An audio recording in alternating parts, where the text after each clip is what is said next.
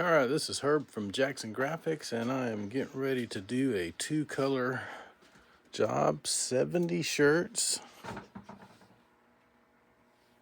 And they're going to have a breast hit 2 colors and a back hit 2 colors. So basically, I've got set up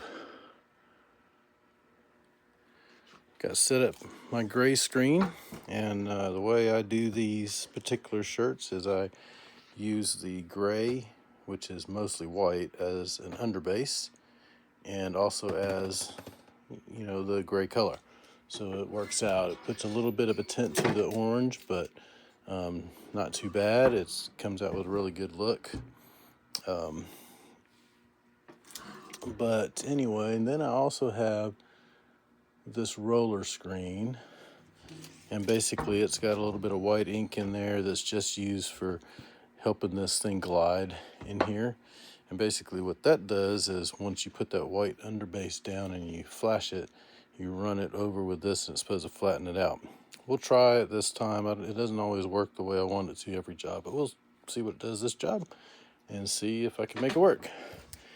And also I installed some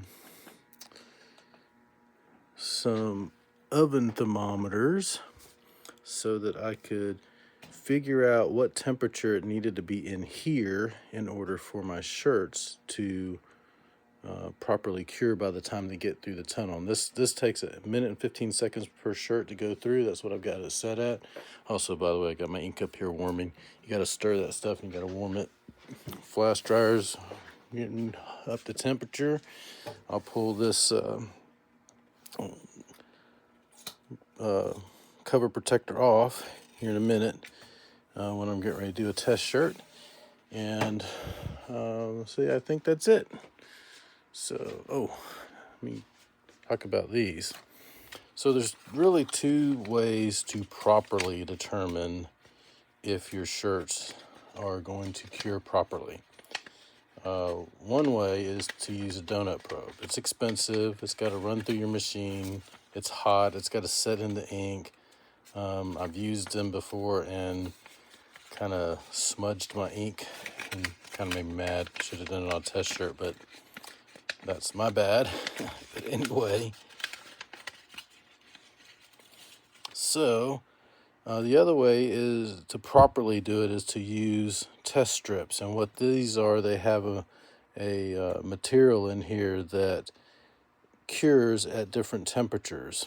So the first square here has a material that cures at 250, and the next one is 260, next one's 270, next one's 280, and finally 290. And for Plastisol, you want 270 to 280. So what I did is I tested that a shirt through there with one of these strips sitting over the top, and when it cures the bottom of the ink pad to 280, when it uses up it'll burn all 5 of these. When that happens, I'll know that the temperature is correct for curing my shirt. And I test that every time I print. So I order a bunch of these and just run through them. And I do that because I test them on every print, because anything could happen to your dryer. Like your element could be whacking out or something about to go on you or something like that, and you don't want to risk not getting your shirts up to temp. So anyway, so I've already done that. That's where I determined that my interior temperature needs to be at 217. So I've made sure that's brought up to that. And at 217, had a minute and 15 seconds of running through that. It comes out perfect. So anyway, again, this is Herb from Jackson Graphics. Just wanted to do a real quick live to tell you what I'm up to. Thanks.